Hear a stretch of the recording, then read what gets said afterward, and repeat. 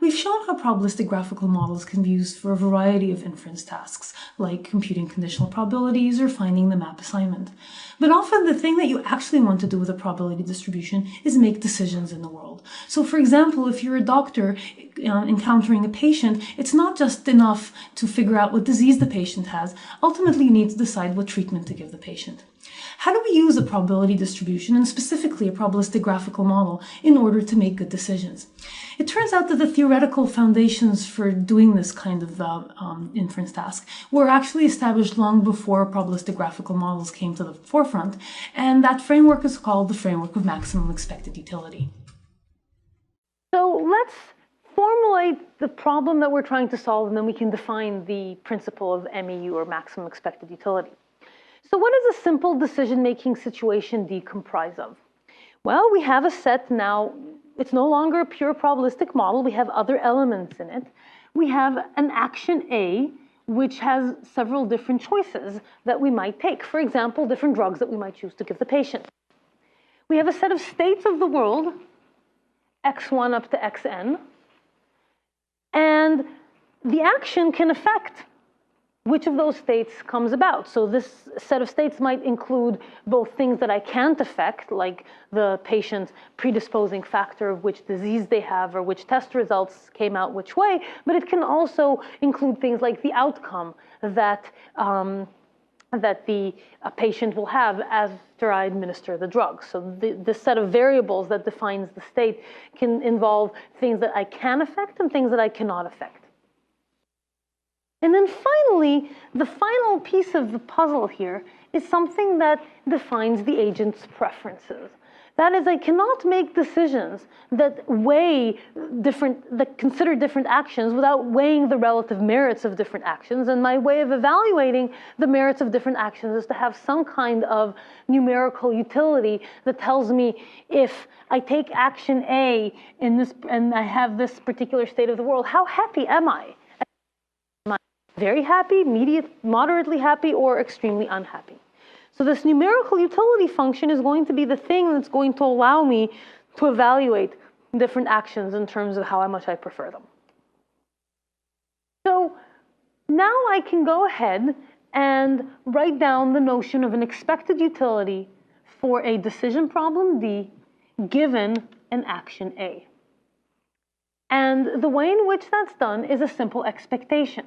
I sum up over all possible states of the world, the probability that I get that state given the action, and remember, not everything in that state might be affected by the action, and then I multiply that by the utility of the state-action pair. And I sum up over all possible states that I might end up with, and that summation, that expectation, is the overall happiness that I have on average in this decision-making situation if I take the action A. Clearly, I want to maximize my overall happiness. And so the purpose of the maximum expected utility computation, the principle of maximum expected utility,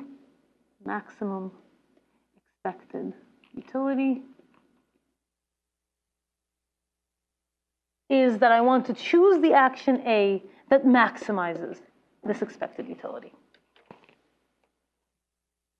We can use the ideas that we developed in the context of graphical models to represent decision-making situations in a very interpretable way. So this is a structure called an influence diagram, and it's an extension of a Bayesian network with two additional pieces. We have, in addition to random variables, which are denoted as usual as ovals, so here's a random variable, and a random variable is part of my state X. We also have two other kinds of nodes in this diagram. We have action variables, which are places where it's not nature that gets to make a choice over the value of the variable, but rather the agent that gets to pick. And then we have the green diamonds at the bottom, which represents utility. So let's look at this particular example which is probably it's the simplest thing that you could construct. This is a budding entrepreneur who just graduated from college and wants to decide whether to found a widget-making company or not. So he has two possible actions, F0, which is do not found and go take a more conventional job. And this is found the company, which of course is a much more risky strategy. We have a random variable, which is the market for widgets. And this is a poor market, moderate, and a great market.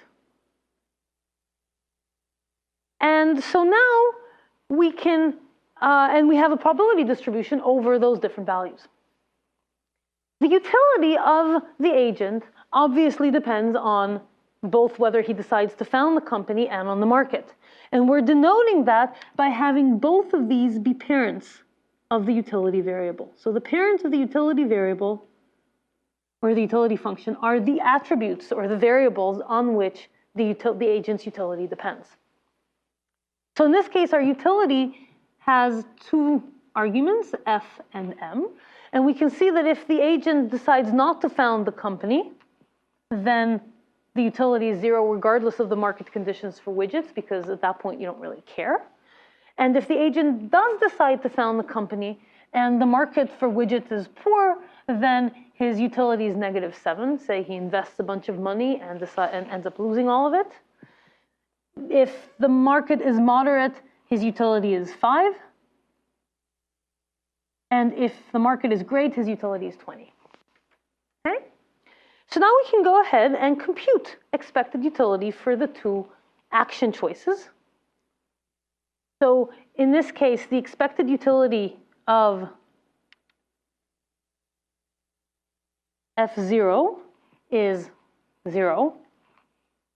And the expected utility of F1 is going to be equal to 0.5 times -7 plus 0.3 times 5 plus 0.2 times 20, which, if you add it all up, is equal to 2.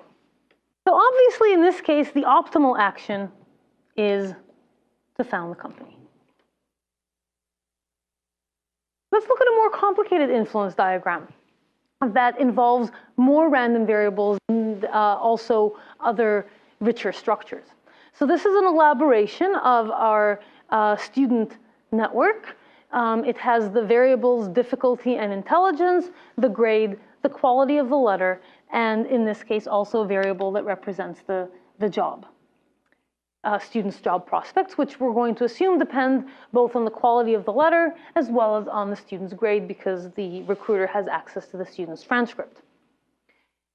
The student has one decision in this example, which is whether to study in the course or not, which is going to probably affect their grade. And so we have that the study variable, the study action affects the distribution that the student has over grades. Now, in this case, you'll notice that we have 3 different utility diamonds: VG, VS, and VQ. So what are these? What do these represent? They represent different components of the utility function. So in this case, I've broken down the utility function into constituent pieces. This one represents the happiness with the grade by itself. This is the utility that you get from saying, yay, I got an A in the course, or ooh, not so good, I got a C. So that's one piece of your utility function. A second piece of your utility function is your overall career aspirations, which is the value of getting a good job versus not getting a good job. So that's this piece over here. And the final one is the component that is ascribed to the quality of life that you have during your studies. So if you don't study, maybe you can go and play ultimate frisbee and go to the movies every night. And so that might give you more happiness than sitting there hitting the books every evening. And so we're going to assume that that particular utility depends on how much you study and on how difficult the course is, because maybe it's more fun to study if it's easy. And we're going to assume that your overall utility, that the agent's overall utility is the sum of these different components. And this is called a decomposed utility function, and we'll come back to that later. Now you might wonder why I would bother decomposing the utility function instead of having just a single big monolithic utility function that is affected by all of these different factors. Well, that is exactly why, because it is in fact affected by all of these different factors. So whereas here I have a utility function that has one argument, and another one that has one argument, and one that has two arguments, if I had put them all together, I would have a single monolithic utility function that has 4 arguments, and that will be much harder to elicit because of the exponential combinatorial growth in the number of possible combinations that I need to consider.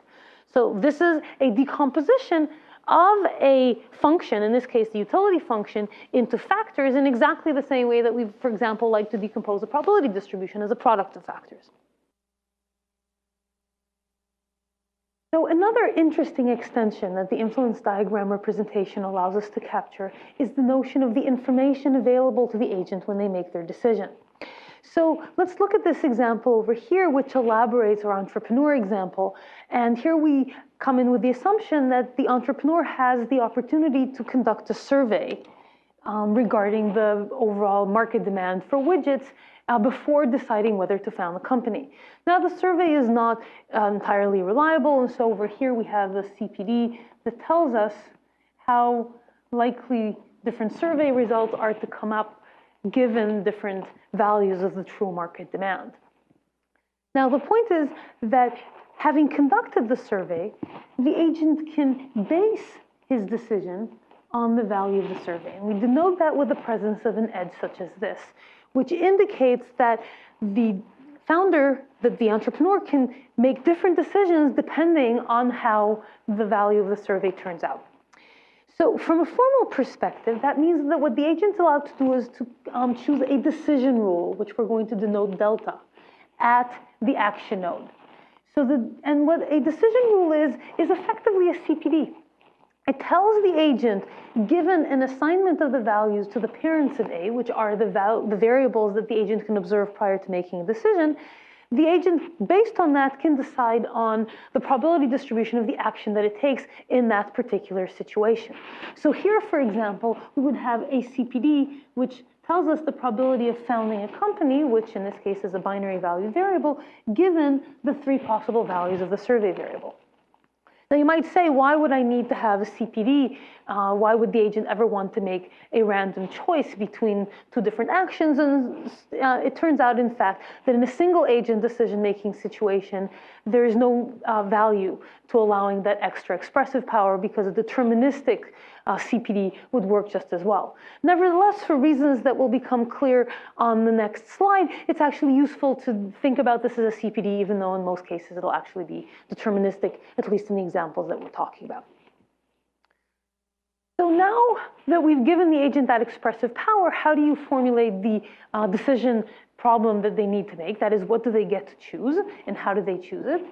So given a decision rule delta for an action variable A, if we inject that into the decision network, now all of the variables in our network, both A and the remaining variables X, all have a CPD associated with them. So now we have effectively defined a joint probability distribution over all the variables X union the variable A, because each of them has a CPD. And so this is this probability distribution. And the agent expected utility, once they've selected the decision rule delta A, is simply this expectation over here. We average out over all possible scenarios, where scenario is an assignment to the chance variables X as well as to the agent's action A. And what we're averaging out is the agent's utility in that scenario. And so that's the overall expectation that the agent, prior to anything going on, can expect to gain given a decision rule delta A. So obviously the agent wants to choose the decision rule delta A that is going to give him the maximum value for this expression that denotes his expected utility. And so this is the optimization problem that the agent is trying to solve. Okay. So how do we go about finding the decision rule that maximizes the agent's expected utility? So let's look at this first in the context of a simple example, and then we'll do the general case. So over here, we see once more the expected utility equation for a given decision rule. And now we're trying to optimize this delta A. So let's write down the expected utility in this particular example. So the Bayesian network in this case has now two original CPDs. There's P of M that comes in from the M variable. There's P of S given M, which comes out from the survey variable. And we have the CPD that is as yet to be selected, which specifies the decision rule at the action F. And then multiplied with all that is the utility, which depends on the decision to found the company and on the true market value. Well, this should look awfully familiar. It is simply a product of factors. Some of these factors are probabilistic factors, and one of them, the U, is a different numerical factor, but it's still a factor, which depends on a scope of two variables, in this case, F and M. So now we can go ahead and apply the same kinds of analysis that we've done in previous computations. Specifically, we can, since we're trying to optimize over this expression over here, the delta F of F given S, we're going to push in everything that we don't currently need to manipulate, which is just F and S, which are the two things that appear in the factor of the decision rule. And so specifically, we're going to push in M and leave within the summation over M all of the factors that depend on M. And so that gives us a sum over M, P of S given M, U of F, comma M. And if we marginalize out M, what we end up with, if we multiply these three factors and marginalize out M, is a factor that we're going to call mu of Fs. And the reason that it's called mu is to suggest that it has utility component U, so mu and U. And now we have actually a fairly simple expression that the agent is trying to optimize. It's a summation over all possible values of S and F over here of the delta, the decision rule that the agent takes over F given the situation S, given the observation S, multiplied by this factor that I just computed. And now if our goal is now to optimize this expression, what the agent ought to do is to pick within this factor, mu of Fs, the highest value, the F that gives it the highest value in each circumstance S. So this is a little bit abstract, so let's look at this in the context of an actual numerical example to see this. So here are the three factors that we have in this network to begin with. This is the CPD for M over here, the CPD for S given M in the middle, and here is the utility factor U. It comes from here. And now if we're going to go through this expression, through this computation, and we're going to compute this expression over here, this is what we get. It's a factor that gives us this value for each value of the variable of the action F and each value of the survey variable S. And if we want to maximize this summation, and we look at this factor over here, it seems clear that what's going to maximize the summation is if we put full weight on F0 in the case S0, which if you think about, if you look at these CPDs as the case where the survey suggests that the market demand is bad. And at the same time, in the other two cases, we're going to choose the action to found the company. And if you look at this, you can see that no other choice of delta is going to give us a higher value for this summation than this deterministic choice that chooses, in the case S0, we choose F0, and in the case S1 and S2, we choose to found the company. And so this is the optimal decision rule. And if you ask what is the expectation, what is the agent's expected utility with this strategy before it does anything, before the survey is conducted? Well, it's just going to be the sum of 0 plus 1.15 plus 2.1, which sums up to 2.25 as the overall expected utility, 3.25, as the agent's overall expected utility in this case. Now, if you think back to the agent's expected utility when it didn't have the information about the survey, that expected utility, if you recall, was 2. So without survey, the agent's best expected utility was equal to 2. So by conducting the survey, the agent has gained 1.25 utility points. So now let's generalize this to arbitrary decision diagrams. We're going to focus for the moment on single utility nodes and single action nodes. The more general case is a little bit more complicated, and we're not going to go through it, but the principles are very similar. So once again, going into this example, we see that delta A, the decision rule at A, defines a joint distribution over all of the chance nodes and the action node, and that is multiplied by the utility under this scenario.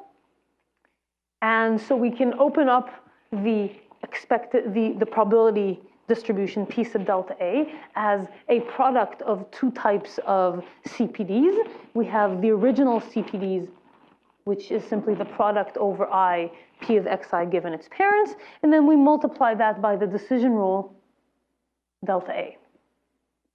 And we're going to use Z just as a shorthand to denote the parents, that is, the observations.